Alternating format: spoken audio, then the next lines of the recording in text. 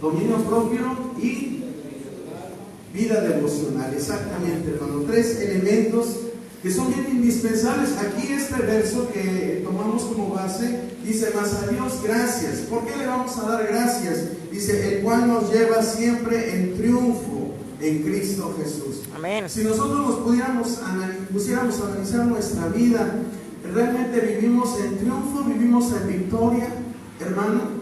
Quiero hacerle esa pregunta. No lo diga usted, simplemente medite. Y si usted ha sido bendecido con el triunfo, con la victoria, le puede dar gracias, porque aquí dice la palabra del Señor: mas a Dios gracias por lo que nos da. Él siempre va a querer que nosotros le demos gracias por todo lo que hace. Dice su palabra que nuevas son cada mañana sus misericordias. Amén. Amén. Y su fidelidad es incomparable. Es incomparable. Debemos de darle gracias al Señor por esa victoria. Siempre Dios quiere que nosotros vivamos una vida de victoria.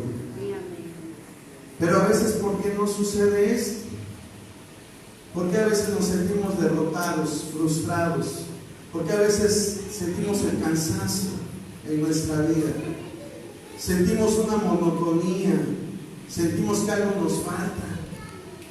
¿Por qué? ¿Qué pasará? ¿Será que Dios se alejó de nosotros?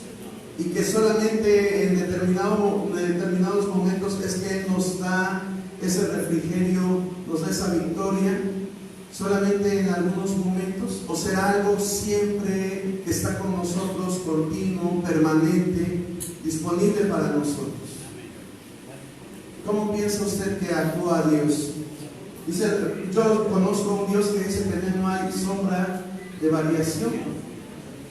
Él no cambia. Usted y yo cambiamos, pero Él no cambia. Amén. Él es fiel a sus promesas. Y dice su palabra que Él nos lleva siempre.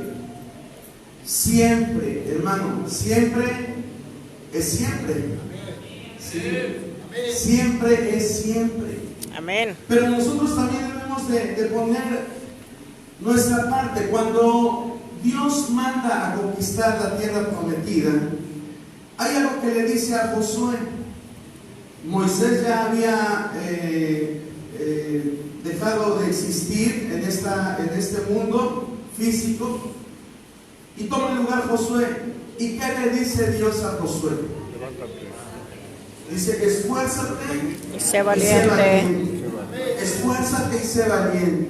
Y cuando va Josué en su primer conquista, Dios le da unas indicaciones. Cuando iba contra esa ciudad amurallada, que ¿cómo se llamaba la ciudad? Jericó. ¿Qué le dice Dios que hiciera a Josué? Que diera que rodearan 7 vueltas.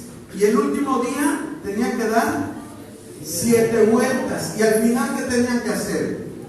Gritar, ¿verdad? Era lo que tenía que hacer Josué. Dios muy fácilmente le hubiera dicho a Josué: pues sabes que mañana te levantas y yo voy a destruir esas murallas, y no va a haber enemigo que te pueda hacer frente todos los días. Tan fácil como eso. Dios lo hubiera podido hacer, pero Dios le dice a Josué que tenía que dar esas vueltas y tenían que seguir esas indicaciones que Él le daba. Nosotros también vamos a triunfar en la vida porque Él lo promete. Amén. Porque sus palabras son verdad y fieles y podemos descansar en ellas. Pero también tenemos nosotros que poner algo de nuestra parte. Y aquí vamos a ver estos 3 elementos que son bien indispensables, hermanos, para que nosotros podamos obtener victorias. Y me gustó, mire, para mí, estaba revisando el programa de esta conferencia y todas las enseñanzas se me hicieron bonitas, pero en particular a mí me gustó la que a mí me tocó. Y no fue porque yo la haya pedido, es decir, mis hermanos en el presbiterio no me dijeron: a ver, tú escoge la que tú quieras, sino que ellos me asignaron el tema. Pero me siento muy contento por este tema que pues de parte de Dios nos tocó dar. Amén. Y creo que le podemos sacar mucho jugo le podemos sacar mucho provecho a este tema. Que yo creo que si tan solo cumplimos con estos tres elementos, vamos a ser bendecidos rica y abundantemente. Si usted vive en victoria, si usted está avanzando y avanzando y va de triunfo en triunfo, de gloria en gloria, y no ha practicado alguno de estos elementos, y si lo hace, va a ver cómo va a crecer ese triunfo. Porque cuando nosotros obedecemos la palabra y tomamos consejo de ella, la bendición es mucho más grande. Amén. ¿Sí? Dios es bueno, hermano. Amén. Y su palabra, Él siempre, siempre, siempre la va a cumplir. Cuando el pueblo de Israel estaba en el desierto, nunca los dejó sin calzado, nunca los dejó sin vestido, nunca dejó que el sol los quemara o que en la noche sintieran frío. Nunca les faltó el maná, el pan del cielo, nunca les faltó lo necesario, siempre lo tenían. Pero Dios los quería llevar a algo más grande. Dios los quería llevar a algo más excelso, más excelente. Tristemente este pueblo no entendió ese propósito y se conformaron. Dice la palabra del Señor que ellos, toda esa generación sucumbió en el desierto, se perdió en el desierto. Y los que entraron a tomar esa tierra, esa bendición, esas bendiciones, fueron sus hijos. No despreciemos entonces el consejo de la palabra, porque si bien nos va bien y estamos de triunfo en triunfo, Dios quiere algo más. Amén. Vamos entonces a ver, vea el primer elemento. ¿Cuál es el primer elemento? De acuerdo al tríptico que usted tiene. La prevención. Es tan importante esto, hermano. Fíjese que ahí donde trabajamos, donde Dios nos permite trabajar, hay un área que se le conoce como medicina preventiva. Yo creo que aquí en sus centros de salud también hay un área que se llama medicina preventiva. Pero ¿qué cree, hermano? Los consultorios de medicina familiar todos los días están atascados. Para ir a consulta se tienen que parar a las 5 de la mañana o si es posible un poquito antes para ir a dejar tu tarjeta, tu carnet y ver si te toca consulta, ver si te atienden, ver si alcanzaste el lugar. Y a veces pues te dicen, ¿sabe qué? Son las 5 de la mañana, ya no tenemos lugar. Bueno, eso pasa ahí en Ciudad Mendoza, no sé si aquí les pasa o de donde vengan. Pero es común esto, que nosotros vayamos y ya no haya atención por el problema que yo traigo. Pero en el consultorio de medicina preventiva, ¿qué cree que pasa, hermano? Hasta sale la enfermera a decir, ¿alguien quiere consulta de medicina preventiva? Y la gente, nadie quiere. Luego hasta se tienen que salir con sus rotafolios, el médico o la enfermera, a estar dando pláticas para concientizar a la gente. Y mientras ellos están hablando, la gente está platicando, se va a la ventana, se sale a comprar algo, está haciendo muchas cosas, pero menos atienden al mensaje que están dando de parte de medicina preventiva. ¿Y cuán importante es la prevención? ¿Cuán importante? Mire, ahorita una desgracia que pasa en Veracruz es este problema que se llama dengue. Al menos en la zona centro ha sido una calamidad esa enfermedad. Es una enfermedad que incluso ha cobrado vidas. Antes, cuando usted se enteraba que se moría alguien por dengue, pero ahora, hasta donde llevamos, hasta donde yo me he enterado estadísticamente, más de 30 personas han fallecido por este problema, hermano. ¿Y sabe qué es lo más triste de esto? Que es una enfermedad prevenible. Se puede prevenir, se puede hacer algo para que no se expanda. Pero al gobierno en este año, y no es echarle tierra al gobierno, vamos a hablar, vamos a decir, la Secretaría de Salud, para que no se oiga tan grotesco. Se le olvidó hacer propaganda de prevención, se le olvidó decirle a la gente campañas de descacharrización, que eliminen agua estancada, que usen mosquiteros, se olvidó toda esta propaganda. Y como a nosotros no nos recordaron, pues ni siquiera tenemos el cuidado. No tenemos el cuidado de tomar medidas que en otros años ya no las habían dado, pero que pues es más fácil decir, ay, ya se llenó esa cuenta, de vamos a ir que siga.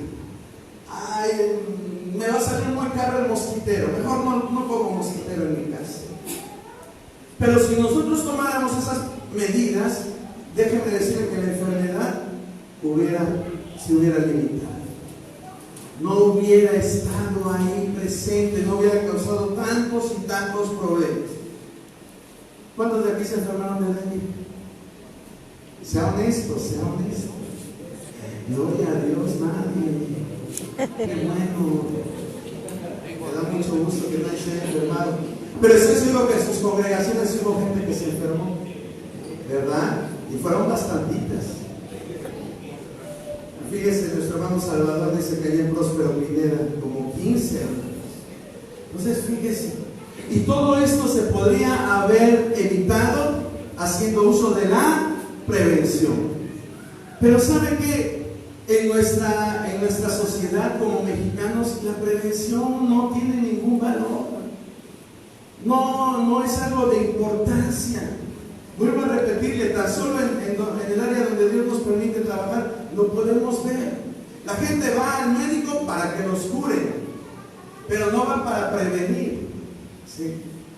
La gente prefiere gastar su dinero en viajes, en aparatos electrónicos. Ay, Dios mío, ahora el Buen Fin que pasó.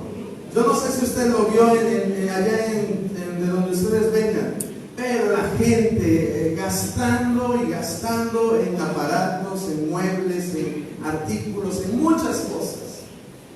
¿Sí? Pero como para ir a prevenir, para ir a consultas, para saber, a ver cómo estoy de mi corazón, cómo estoy de mi sangre, cómo estoy, para eso cómo nos duele. ¿Cuánto cobra el estudio de laboratorio? Cobra 500 pesos. Casi nos infartamos. ¿Por qué tan caro? ¿Cuánto cobra la consulta del cardiólogo? 800 pesos. Y ya casi nos da el infarto ahí mismo. Y todo esto es prevención. Y no nos gusta. Yo le estoy hablando desde el punto de vista material, humanamente hablando. Pero todo lo que hacemos en lo material, en lo humano, se refleja también en lo espiritual. Se refleja en lo espiritual. Amén. ¿Cuántas veces hay situaciones que nosotros podemos prevenir en nuestras congregaciones, en nuestras iglesias, pero por no hacerlo, se salen de control? Se salen de control. Por no hacer caso y no atender las cosas a tiempo. Y podemos poner muchos ejemplos. Pero yo tan solo estaba pensando algo que no sea tan personal, que no lo tomen a mal, que no lo tomen como, decimos vulgarmente, como una pedrada. Y digo, al menos vamos a tomar el ejemplo de los templos. Y qué bonito es cuando empezamos nuestra congregación. El pastor nos comisiona a hacer una célula, la célula va creciendo, se vuelve misión y vamos con el pastor y le decimos, ¿sabes qué, hermano? Ya no cabemos en la casa, ya necesitamos un lugar más amplio. Pues vamos a orar para que Dios provea un lugar más amplio. Y están hora y Dios provee, Dios contesta. Y empiezan a construir. Y dice, vamos a hacer la casa de oración. Y bien felices, ponen la primera piedra, ponen los cimientos, empiezan a edificar y todo muy bonito. Pero estudiamos esta situación. ¿Con qué capacidad voy a hacer ese templo? Porque decimos, bueno, en 1 metro cuadrado me caben tantas personas. A ver, lo multiplicamos y a ver cuántos metros cuadrados necesitamos para 25 personas. Y decimos, pues vamos a hacer entonces de tantas medidas y le vamos a agregar un poquito más. Y ahí tenemos nuestra primera fase de construcción, de edificación. Después Dios empieza, sigue multiplicando. ¿Y ahora qué voy a hacer? Pues ni modo, voy a tener que tumbar una parte y vamos a tener que ampliar el templo. Y así nos vamos de remiendo en remiendo. Y yo le pregunto a usted, ¿eso es prevenir? No. Qué bonito sería que nosotros nos hincáramos y le dijéramos: Señor, tenemos ahorita 25, pero yo quiero, Señor Dios, que tú me des el 10% de mi población que se congregue en este lugar, no para gloria mía, sino para gloria de tu nombre, Señor. Amén. Quiero el 10%. Usted puede ambicionar espiritualmente, hermano. No es malo. Dios no le va a decir: no, es mucho lo que pides. Hasta te va a decir: es bien poquito lo que pides. Yo te quiero dar el 50, pero tú quieres el 10. Bueno, ahí está el 10. Una vez en una ocasión un pastor en Europa estaba apasionado por Dios, por el Evangelio. Y él le dice: Dios mío, dame mi ciudad para ti, Señor. ¿Y qué cree que hizo Dios, hermano? ¿Hizo oído sordo? No hizo oído sordo. Dios le concedió la ciudad que él pedía. Hubo un gran avivamiento en esa ciudad y muchos fueron salvos por el ministerio de ese hombre. Pero es cuestión de ponernos en contacto con Dios. Haga usted la cuenta. ¿Sabe usted cuántas personas habitan en su ciudad? No me lo diga. Si vienen de Campeche, vienen de Tlaxcala, de Puebla, del norte de Veracruz, de Costa Rica, del centro. Para empezar, tenemos que ver cuántas personas habitan en nuestra ciudad. ¿Cuál es la población? Ahora, ya sabe usted la población, sáquenle el 10%. Es un ejercicio nada más, no le estoy diciendo que usted le pide eso al Señor. ¿Cuántas personas para cuántas personas tendría usted que hacer capacidad ese templo? ¿Como para cuántas, hermano? ¿Mande? En Ciudad Mendoza como para 3,000, hermano, fíjense. Y en nuestro templo nada más le caben como 300 personas. O sea, nada más es el 1%. Y ni lo hemos llenado, así se lo digo. Ni lo hemos llenado, ¿verdad? Ahora, ya que tocaron el punto de Mendoza se hizo de madera. La primera construcción fue de madera. Luego se expandió un poquito, se hizo de concreto. Y luego se expandió otro poquito. Ha sido un remendero, hermano. Ciudad Mendoza ha sido un cúmulo de remiendos. No me lo tomen mal, pero así es. Sí. Qué bonito que todo el espacio que tuviéramos estuviera bien aprovechado. Que no estuvieran los pilares de a los lados. Y van a decir: ay, pero es que si no están los pilares se nos cae la construcción. Pero si hubiéramos pensado desde un principio, desde hace más de 70 años, en que ese lugar se iba a llenar, no se le hubieran puesto pilares, se hubiera hecho otro diseño, pero a base de remiendos y remiendos y remiendos. Y bueno, ahí está la edificación, ahí está la construcción. Pero ¿qué pasa? No se previó. ¿Qué es prevenir? La prevención es una medida o disposición que se toma de manera anticipada para evitar que sucedan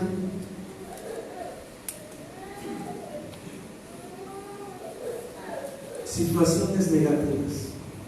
Eso es la prevención. Nuevamente, es la medida o la disposición que se toma de manera anticipada para evitar situaciones o que sucedan situaciones negativas.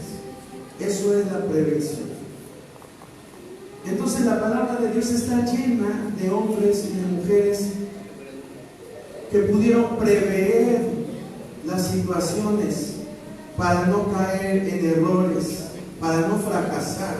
Y si usted no me cree, lea lo que dice la palabra del Señor en Lucas 14:28. Lucas 14:28. A ver, una voz fuerte, potente, que lo quiera leer.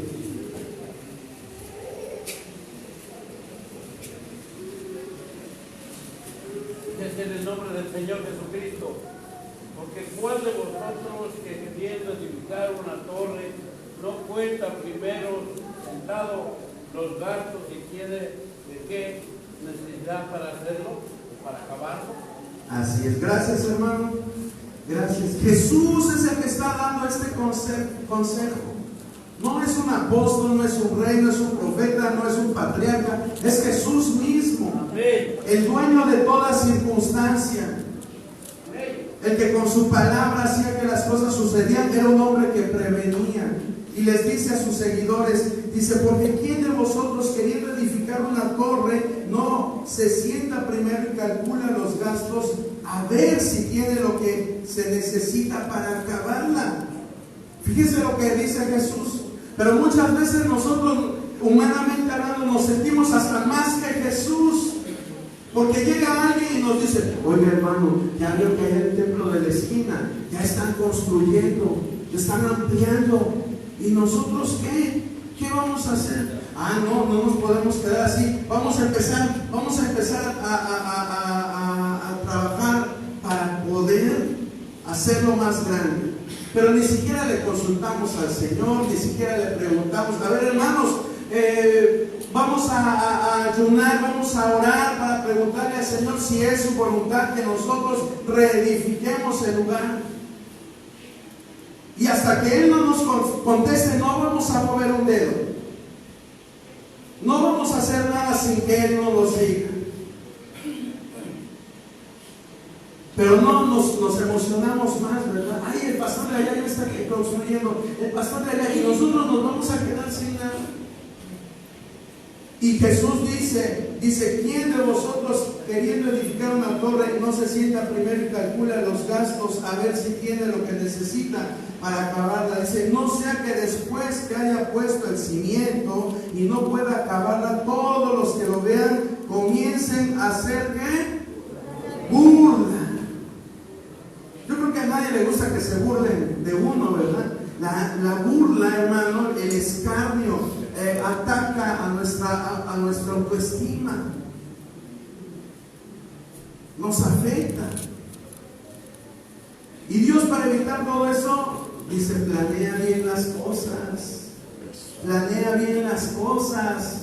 Estás viendo que aquella iglesia Dios le está ayudando a través de células. Pues ya quieres tú también implementar células en tu iglesia.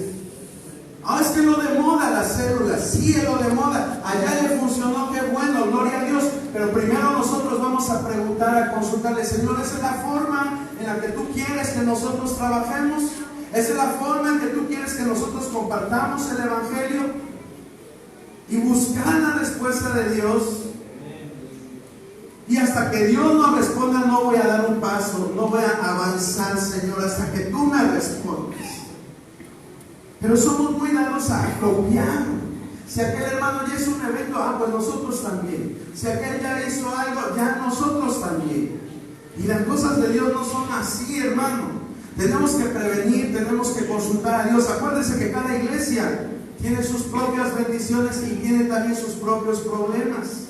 Cuando Dios describe a las 7 iglesias, que está el mensaje en Apocalipsis, cada una tenía sus virtudes y cada una tenía también sus defectos. Ninguna iglesia va a ser igual a otra. Entonces aprendamos eso, a depender de Dios, a prevenir todos los pros, los contras que hay. Acuérdense lo que es la prevención, es la medida que se toma de manera anticipada, para evitar que sucedan situaciones negativas. A veces la gente usted se enoja porque dice a la congregación, hermanos, tenemos que trabajar, tenemos que hacer esto, y los hermanos se sienten frustrados porque dicen, pues lo estamos haciendo, hermano, pero no funciona, no sale como usted quiere. ¿Qué pasó ahí? No se tuvo un tiempo de búsqueda con el Señor y decir, Señor, son tus planes muy grandes, el propósito para esta iglesia, dinos cómo trabajar, cómo ganar almas. ¿Cree usted que Dios no le va a responder, hermano? Amén. Dios le va a responder porque Él es el dueño de la obra. Él Amén. es el que dirige, Él es el capitán, Él es el rey, Él es el que tiene que dar las instrucciones y nosotros, sí, Señor. Ese es el propósito. Pero nos emocionamos y empezamos a hacer cosas como Saúl, cuando se puso a sacrificar. ¿Recuerda usted qué pasó? ¿Qué le dijo Samuel a Saúl en esa ocasión? Dice: locamente has actuado. ¿Quién te manda a hacer esto?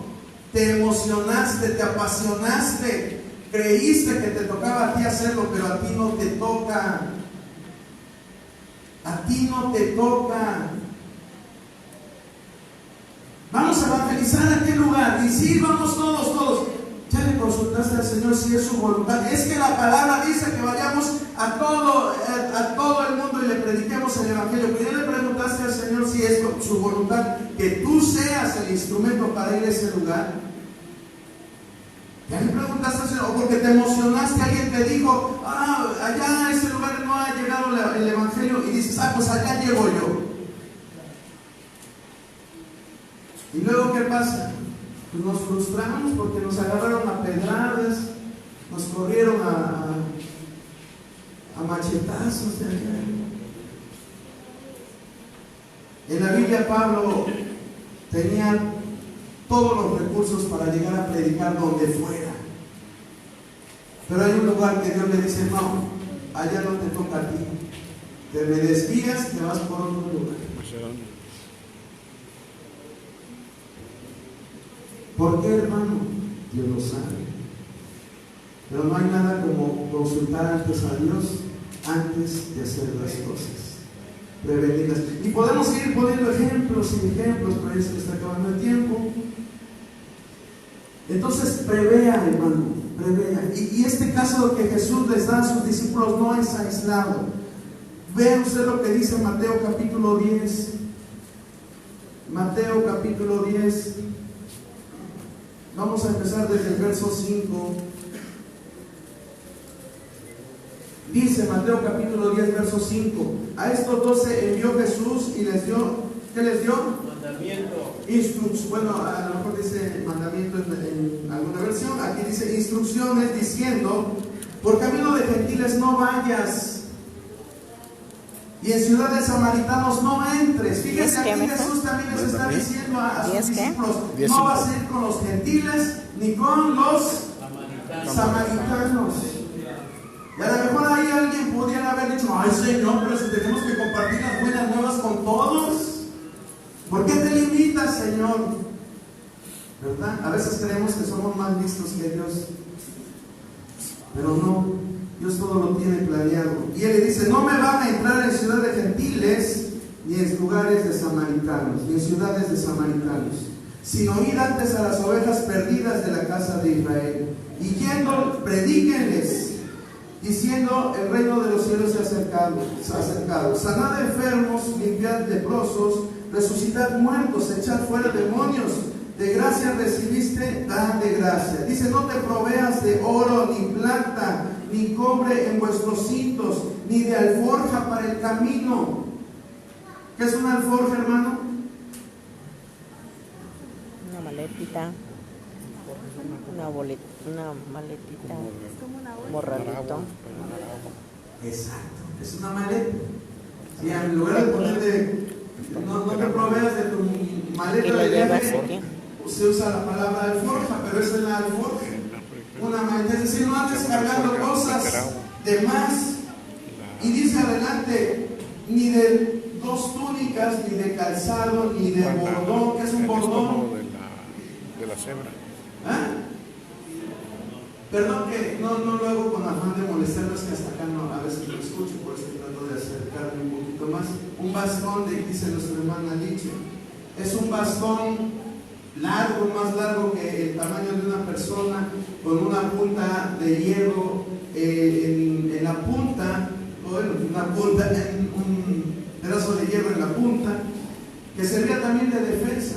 Pero Dios le dice, Jesús le dice a sus discípulos: no se proveen de nada para defenderse, para poderse apoyar, nada. Vean todo lo que les está previniendo Jesús a sus discípulos. Y sigue la lista. Entonces vean cómo el ministerio ministerio de Jesús está basado en prevenir también.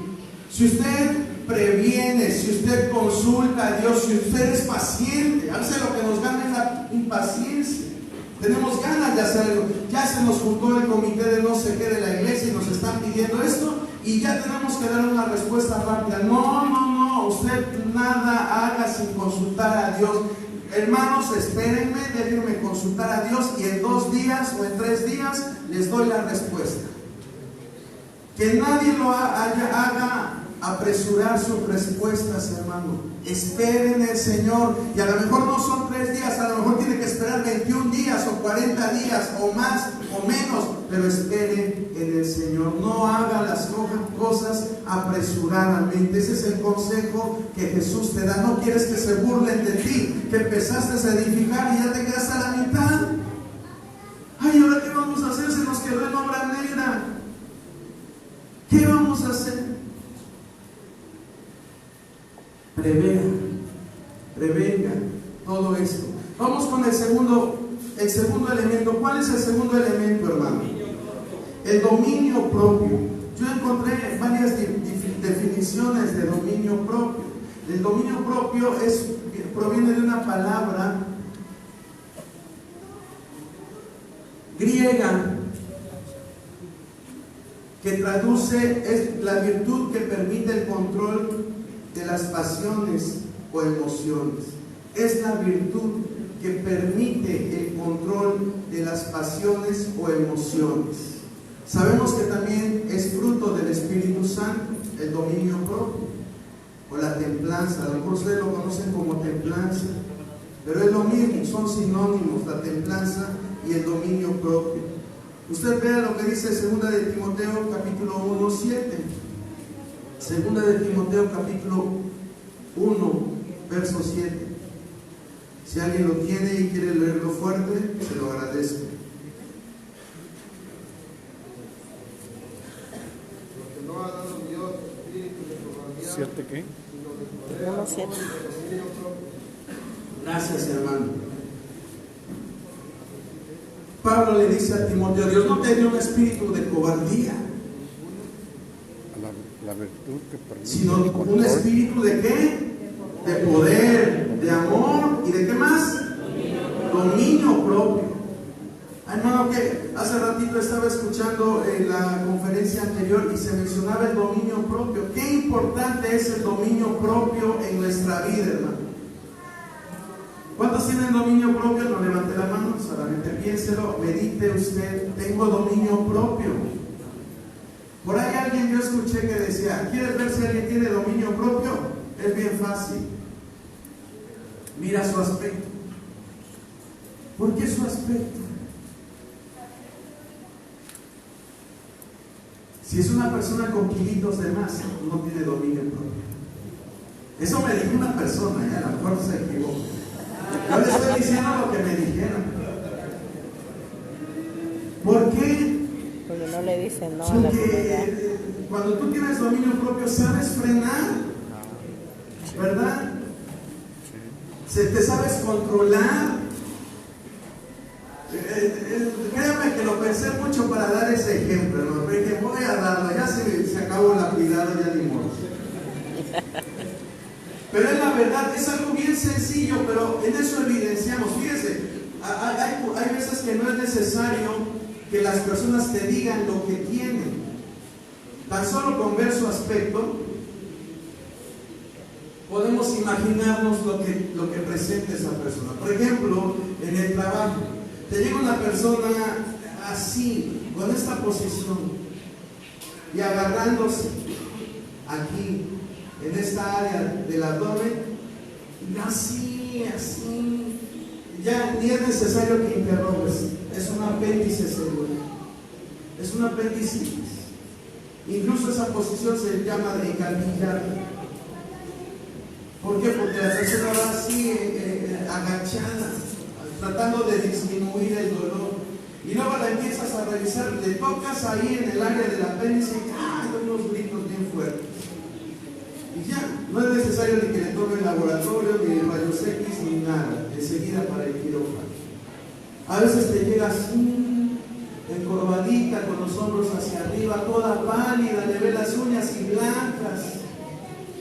anémico. ¿Qué más? Sí, hay cosas que no es necesario que nos digan, tú tienes, yo tengo esto, doctor, no es necesario, simplemente con verlas. Bueno, pues el dominio propio también es algo así. Quiere decir que, volviendo al ejemplo que les ponía al principio, tenemos esos kilitos de más, ¿por qué? Porque no controlamos lo que comemos. Sí. Nos excedemos, es que es bien rico, hermano. Uno de los placeres más grandes, hermano, es la comida. Créanmelo, es la comida. No lo vemos a veces como placer, lo vemos como necesidad. Pero psicológicamente el comer es un placer. Aún más intenso que el sexo. Aún más intenso que el sexo. Y hay gente que es adicta a los alimentos. Tristemente sucede esto. No pueden dejar una tarde sin tomar café. No pueden dejar de comer alimentos azucarados, endulzados. ¿Saben por qué? Porque enseguida, al siguiente día, empieza que con dolor de cabeza. O les empieza un temblor fino en las manitas. Y usted dice, ay, es que creo que estoy nervioso. O es que ya me dio X cosa. ¿Cuál nervios y cuál cosa? Es porque le falta ese dulce que siempre usted está ingiriendo. Siempre está ingiriendo. La coca es lo que nos hace adictos. Y no estoy allá en Mendoza. Piensa que yo estoy en contra de la coca, pero no, hermano. Pues si a usted le gusta, adelante. Pero sí tiene muchos efectos nocivos para la salud. Y yo estoy seguro que usted lo sabe. Y a pesar de eso, seguimos con nuestra coca. Allá, ¿sabe lo que me hacen? He hablado en contra de este producto. Pero ¿sabe lo que hacen? Cuando tenemos alguna fiesta o algún convivio, ahí me ponen la coca. ¿No quiere, hermano? Pues ya. ¿A quién le dan pan que llore? Pero así pasa. ¿Y dónde está? ¿Dónde nos queda el dominio propio? Y le digo, tan solo para muestra basta un botón. Ya no digamos de otras cosas. Situaciones más comprometedoras. Situaciones que nos van a llevar al fracaso espiritual. Imagínense si José, hermano, si José, aquel hijo de patriarca, no hubiera resistido ver a su patrona ofreciéndosele literalmente. Si él hubiera dicho, ay, pues, ¿qué importa? Nadie nos ve. Una vez, pues, no es malo. Voy a conocer qué se siente. ¿Qué hubiera pasado si él hubiera caído ante esta tentación? Si él no hubiera tenido el valor de salir corriendo y que ella lo pesca y le arrebata la ropa. ¿Qué hubiera pasado? Pero a Dios gracias, José tuvo el dominio propio para poder soportar esa situación y permanecer firme en lo que Dios tenía preparado para él. Que Dios, al ver esa fidelidad, al ver ese dominio que tenía José, lo encumbra hasta ser el segundo del rey, del faraón de Egipto.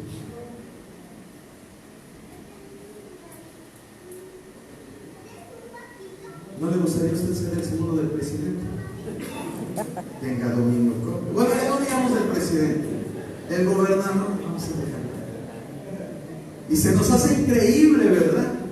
Se nos hace increíble. Pero ¿por qué no intentarlo? ¿Por qué no decir no a las tentaciones que vienen a nuestra vida? ¿Por qué no renunciar a lo que no es grato delante de Dios? ¿Por qué no avanzar en una vida de santidad? Y decir, Señor, yo te doy todo, me dedico a ti, me consagro, como dice Romanos 12:1, nos presentamos como una ofrenda grata delante de ti, Señor. Quema todo lo que no te agrada y ayúdanos, y avanzar, y avanzar, y avanzar, y Dios te va a exaltar, hermano. Amén. Amén. Dios te va a dar cosas que tú no te imaginas, porque dice la palabra del Señor que cosas que ojo no vio, ni oído yo, ni han subido en corazón de hombre, son las que Dios tiene preparadas para los que le aman, para los que en verdad se comprometen. Para eso son esas promesas. Pero tenemos que tener ese dominio propio. Dice la palabra, Dios nos dio un espíritu de poder, de amor y de dominio propio. Ejerzámoslo. Pablo escribía en 1 de Corintios 6:12. 1 de Corintios 6:12. Dice, todas las cosas me son lícitas. Pero no todas me convienen. ¿Pero no qué? No todas convienen. Todas las cosas me son lícitas, mas yo no me dejaré dominar de ninguna. ¿Qué es lo que domina tu corazón, hermano? ¿Qué es lo que domina tu corazón? Esa es la pregunta que quiero dejarte. Finalmente, vamos a ver el último elemento, que es una vida. ¿Vida qué? Ya se me está durmiendo. Devocional. Vida devocional. ¿Qué es la devoción? La vida devocional es un sentimiento de profundo respeto y admiración. Es un sentimiento de profundo respeto y admiración. ¿Por quién en este caso? Por Cristo, por Dios, hermano. De profundo, es decir, algo que está bien enraizado. Usted sabe que las raíces que están más profundas van a hacer que ese árbol permanezca firme más tiempo. Entonces, si nuestras raíces están superficiales, en cualquier momento esa devoción se viene para abajo. En cualquier momento se cae. Empiezas a enredarte en cosas no agradables. No le voy a poner nombre al pecado, simplemente vamos a mencionar cosas no agradables, y de momento esa devoción se esfuma. Oh Señor, ¿por qué ya no siento tu presencia? ¿Por qué voy a los cultos y ya algo me falta, Señor Dios? ¿Por qué? No es Dios, somos nosotros que hemos perdido esa devoción, que hemos perdido ese respeto. Dice aquí la definición que es un profundo respeto y admiración. El profundo respeto también se le conoce de otra forma, que es reverencia, hermano. Y muchos de nosotros hemos perdido esa reverencia. En muchas iglesias ya se ha perdido esa reverencia.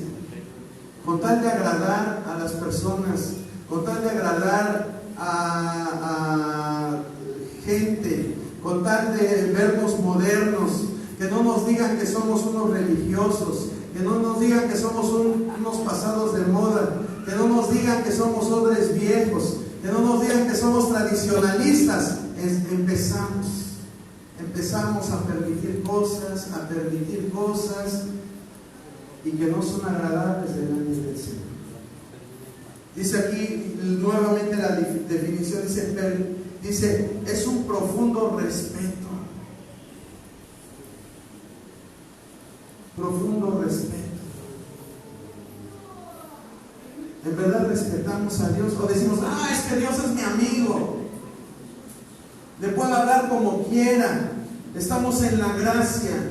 Malentendemos esos conceptos, hermano, porque Él no deja de ser Dios. Dice su palabra, Él es el mismo ayer, hoy, por los siglos.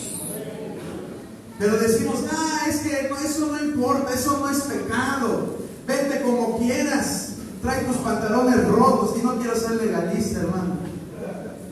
Créame que tratamos de ser lo más sensatos posible, pero eso sí, ya de traer cosas que, Dios mío, eso sí. Y a veces lo permitimos. Hermano, si Dios no se fija en eso, Dios ve tu corazón, no está viendo cómo te vistes, pero a través de cómo tú te vistes, estás demostrando lo que hay en tu corazón. Es tu exterior, y así es esto, hermano. Volvemos al ejemplo de cuando ves el aspecto físico de una persona. No hace falta decir a alguien que conoce que estás enfermo del riñón, no hace falta que le digas, estás enfermo del corazón, porque se nota en lo que tú estás en tu hábito exterior, se nota. Lo mismo pasa con nuestras costumbres, con nuestros hábitos. Si tú vistes de esa forma, si tú haces ciertas cosas, ¿qué estás demostrando que hay en ti? Pero eso ya lo pasamos por alto. Solamente decimos, que se viene a la iglesia, que vengan al templo, no importa cómo vengan. Y no estoy hablando de los recién convertidos o de las personas nuevas. Estoy hablando de esas personas que ya tienen 15 años en el Evangelio. Estoy hablando de esas personas que tienen 30 años en el Evangelio, que Dios las puso para que tú las moldees, les digas lo que es agradable delante de Dios, pero por no lastimarlos, por no dejar que te dejen de dar el diezmo, porque no dejen de ofrendar, porque no se te vaya de la iglesia, por muchas cuestiones, prefieres quedarte callado. Es que es mi amigo. Tenemos 20 años de amistad, ¿cómo le voy a decir eso? Dice la palabra que es preferible agradar a Dios que agradar a los hombres. Pues eres muy mi amiguito, pero no está bien lo que estás haciendo. Eso nos llama a Dios, hermano. ¿Cuántos pastores hay aquí? A ver, levanten la mano. Eso nos llama el Señor, hermano. Pablo le decía a los corintios, ante tantas situaciones negativas que había en la iglesia, no voy a ser indulgente con ustedes. Cuando yo vaya les voy a hablar con severidad. Segunda de Corintios, últimos capítulos, ahí lo dice. No voy a ser indulgente. Los amo porque Corinto fue una iglesia que edificó el propio Pablo, a diferencia de Roma, que la iglesia de Roma él no la fundó. Pero Corintio, él dice, yo soy su padre. Pero a pesar de que sea su padre, no voy a ser indulgente con ustedes. Nada de que manito, nada de que se me acaban los diezmos, nada de que se van las ofrendas, nada de eso. Tenemos que buscar la santidad en la iglesia, hermano. Amén, amén. A lo mejor nos hemos autolimitado a nuestro círculo. Bueno, pues si no nos expandimos, si no ampliamos nuestro campo, tan siquiera mantén la santidad en tu iglesia. No permitas que el mundo llegue a invadir la iglesia. No permitas esa situación. Realmente es triste ver en redes sociales cómo muchas iglesias poco a poco se han ido contaminando. Y es de una forma bien sutil, hermano, porque así trabaja el enemigo. Sutilmente. Sutil. Te empiezan a alabar. Ay, hermano, qué bonito predicas, qué bonito. Y tú, y empiezas a decir, pues entonces vengan a mí todos los que están cansados y trabajados. Ya no decimos vengan al Señor, ya decimos vengan a mí los que están cargados y trabajados, porque yo los haré descansar. Y ya desde ahí empiezan los descalabros.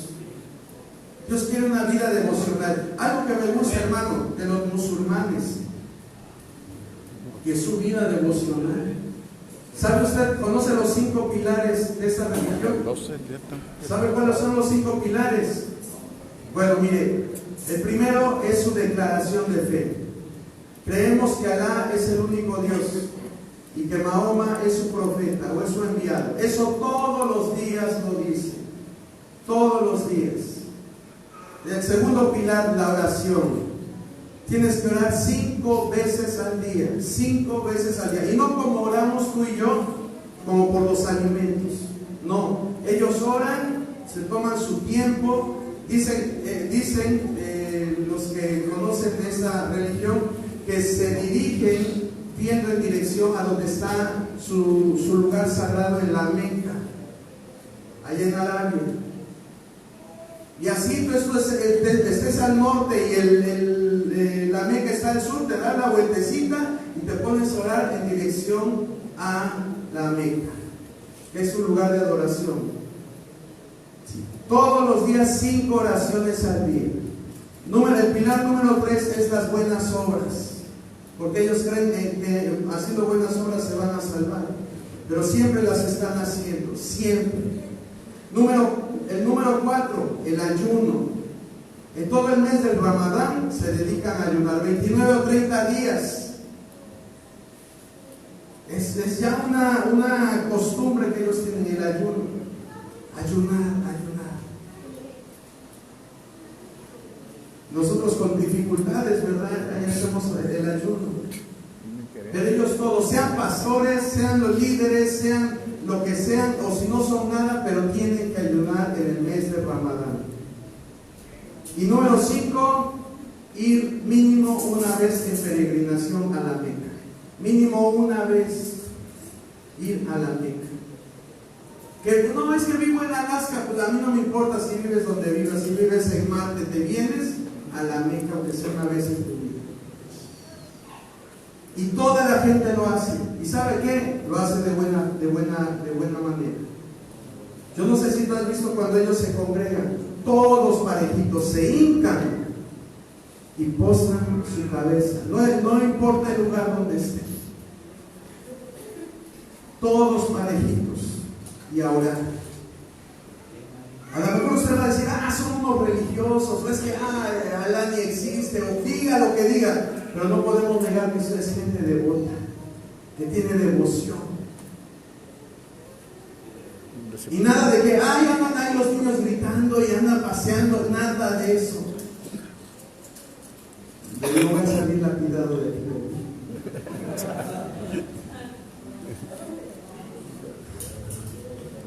Pero ese respeto, eso se llama devoción, hermano. Eso se llama devoción. Y es algo que nosotros hemos perdido. A un musulmán no le importa, ¿sabe qué? A un musulmán no le importa ir en el aeropuerto con su Corán, que es un libro sagrado, o vestido ahí con sus turbantes, y no le importa, ya son 5 para las 12 y me faltó hacer una oración de las 5 que tenía que hacer, pues me pongo ahí 5 para las 12 antes de que me dé el mediodía, ahí a mitad de la sala del aeropuerto. No le importa estar orando ahí, hincado y viendo en dirección a la Meca. Que se van a burlar de ti, no me importa. Que aquí no es el Islam la religión predominante, no me importa. Que aquí te van a multar, te van a hacer algo, no me importa, yo hago lo que tengo que hacer. Y lo hacen. Pero nosotros no, ¿verdad? Ya Biblias grandes ni traemos. Decimos, no, mejor el celular. Si me ven con Biblia, ¿qué van a decir de mí? Ya andamos con el celular y con la Biblia en el celular, ya para todo el celular. Nos da pena traer Biblia. Y que nos vean orando en público, peor aún. Aquí traigo mi Biblia. ¿Qué van a decir de mí? Y si levanto las manos, no, Dios mío. Me sacrifican ahí. ¿Quieres ver victorias? Tengo una vida devocional. Busca a Dios en todo tiempo. Es una vida devocional, no es un momento devocional. No confundas, porque nosotros todos los días tenemos un tiempo devocional, 15 minutos, media hora, una hora, no sé cuál es su tiempo devocional. Pero lo que Dios nos pide es que siempre estemos en comunión. Dice la palabra orar sin cesar. ¿Y qué es sin cesar? Es todo tiempo, en todo momento, en cada situación, en las buenas, en las malas, en la enfermedad, en tiempos de bonanza, en todo momento. Ese es el contacto que debemos de tener con Dios. Amén. Y vas a ver cómo Dios te va a bendecir. ¿Quieres ver cosas grandes de Dios? Procura realizar estos 3 elementos, hermano. Y vas a ver cómo Dios va a bendecir rica y abundantemente tu vida. Ponte de pie. Vamos a dar gracias en esta hora.